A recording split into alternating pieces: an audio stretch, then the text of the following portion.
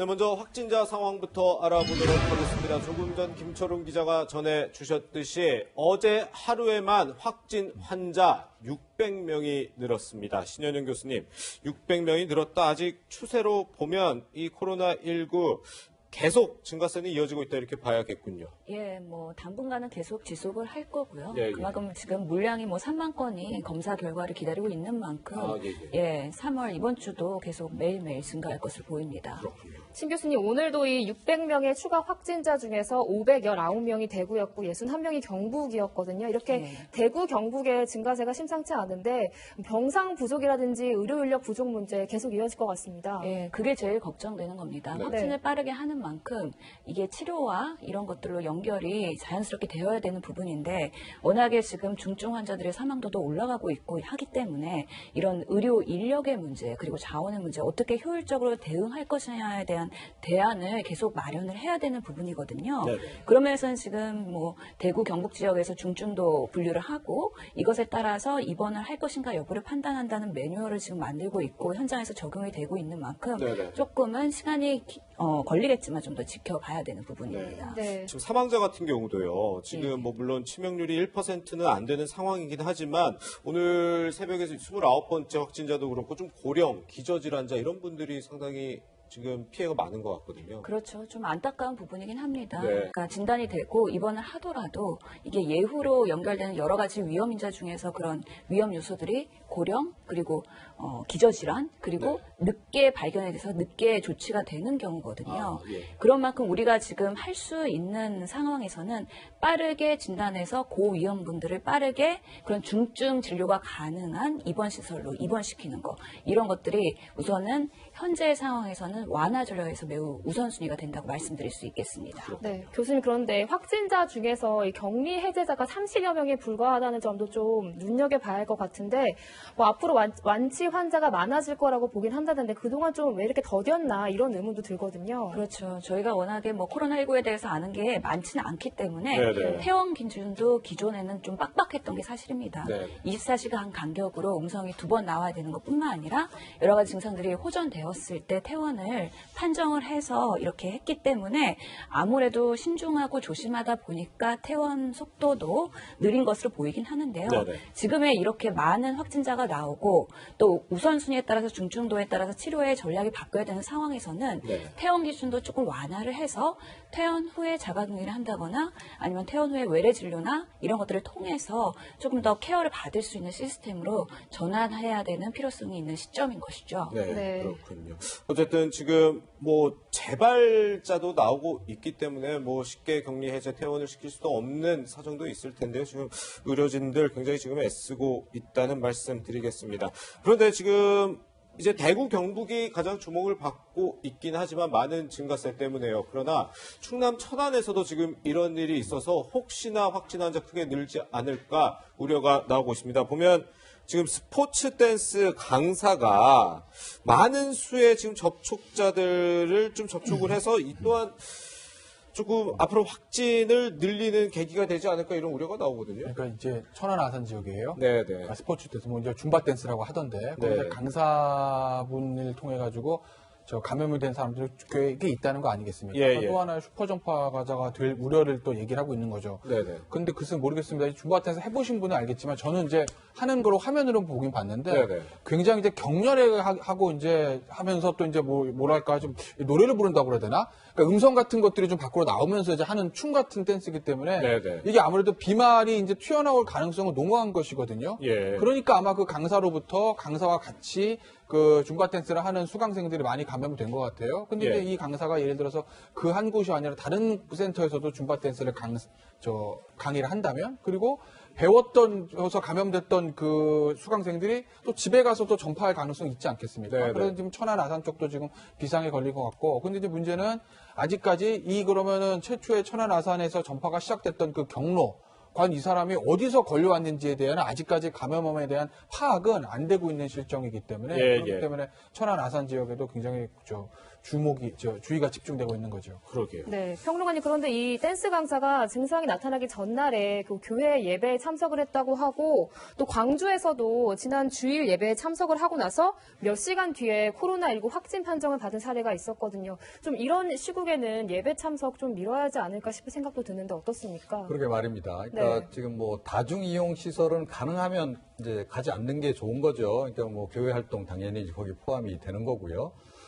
그럼에도 불구하고 사실은 지금 뭐 대형 교회들 뭐 전부는 아닙니다만 네네. 일부는 여전히 뭐 지금 이제 예배를 강행하고 있는 그런 곳들도 좀 있고 말입니다. 네. 네. 그리고 이제 평상시에 굉장히 좀 활동성이 좋으신 분들도 좀 이런 시기에는 좀 활동 범위를 좀 많이 좁히는 게 필요한데 네.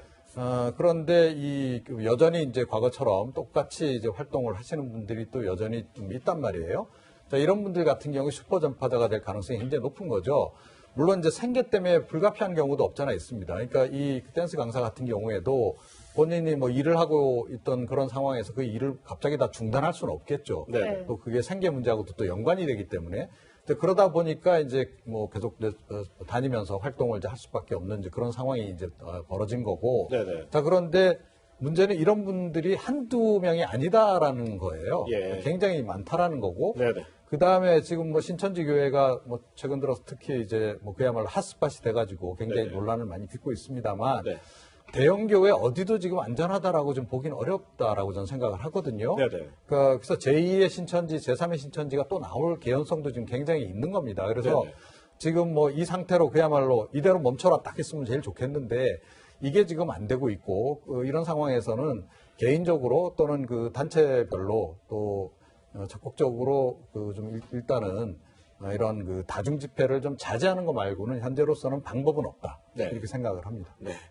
역시나 광주에서도 지난 일요일에 예배를 본 뒤에 이제 교회 예배 참석자가 확진 판정을 받으면서 또 지금 감염이 되지 않을까 이런 우려가 나오고 있는데 신 교수님 지금 그래서 많은 사람들이 얘기를 하고 있는 게 좀 사회적 격리를 하면 어떻겠냐 스스로 보호를 하기 위해서 이런 게 의사가 보셨을 때도 이 감염을 확산하는데 많은 도움이 될까요? 매우 중요한 시점입니다. 아, 그렇군요. 예, 지금 시점에서는 워낙에 바이러스가 많이 유포되고 산재돼 있을 것이라는 전제하에 예. 지역사회 감염에 대한 것을 인정을 하지 않았습니까? 예. 누가 그만큼 노출됐는지, 누가 감염했는지 아직까지 확진 검사를 하기 전까지는 모른다는 거죠. 그렇죠. 그렇기 때문에 항상 우리 온 국민이 동참해서 이런 격리, 사회적 격리, 그리고 밀접 접촉을 지양하는 거 이런 것들이 현 상황에서는 이런 사태를 잠재우는데 매우 중요한 요소가 되겠는데요. 그러면서는 이런 대중 집회나 모임 그리고 사람들 만나는 거 최소화하라는 겁니다. 그래서 네네. 꼭 필요한 생활에 필요한 부분 그 외의 활동에 대해서는 당분간은 자제하는 게 매우 중요하다고 말씀드리겠습니다. 그렇겠네요. 네, 이런 가운데 이 코로나19 발원지인 중국에서는 한국인에 대한 혐한이 커지고 있는데요. 그 모습 함께 보고 오시겠습니다. 到那韩国的嘛，回国以后，在家待着不就完了吗？回来干嘛呢？回国干嘛呢？待着呗。有一个韩国人就是在一个成都的某个大厦里面吃东西，而且到处走没有戴口罩的这种行为，让我非常的害怕。就是 별다른 감정이 없었던 평범한 중국인들도 한국에 대해 방어적인 태도로 변하게 만들고 있습니다. 네, 변호사님 네. 보니까 뭐 한국인이 사는 아파트를 강목으로 만든 경우도 있고 뭐 빨간 딱지를 붙여놓는 경우도 있다고 하거든요. 우리 교민들의 안전이 참 걱정됩니다. 아니 생각을 해보세요. 우리나라도 아니고 외국 가서 살고 있는데 집에 들어가서 나오려고 했더니 앞에 동네 주민들을 강목으로 막아놓은 거 무서워서 살겠습니까? 네. 그러니까 그분도 사실은 공포심을 느껴서 직장 동료한테 얘기를 했고 직장 동료가 와서 이제 그 강목을 좀 띄웠다는 거 아니겠습니까? 그런데 이제 강목을 띄웠다고 해서 동네 지금 밖에 자유롭게 다닐 수 있겠어요? 그러니까 사실은 저 외교부의 제일 뭐 여러 가지 업무가 중요한 거 있겠습니다만 네. 국민의 입장에서 볼 때 외교부가 가장 먼저 해야 되는 건 해외 교민들의 안전 확보 아니겠습니까? 네. 그런데 지금 중국에서 어찌됐든 간에 우리 교민들이 저렇게 좀 어려움을 겪고 있는데 과연 우리 외교부는 그 교민들을 보호하기 위해서 무엇을 하고 있는지 네네. 과연 우리나라 강경화 외교부 장관은 중국의 왕이 외교부장에게 이 문제에 대해서 야 당신들 나라에 이런 일이 벌어지고 있는데 이게 네. 중앙정부에서 오더가 내려가서 하는 게 아니고 주민들이 그렇게 하는 거라고 하더라도 예. 그래도 뭔가 중국 정부 차원에서 조치를 취해야 되는 거 아니야? 라는 얘기를 할 수 있을지 저는 심각한 의문이 드는데 제발 좀 그런 행동 좀 해주시기 바랍니다. 대통령이 얘기했을 때 중국의 어려움이 우리의 어려움이다.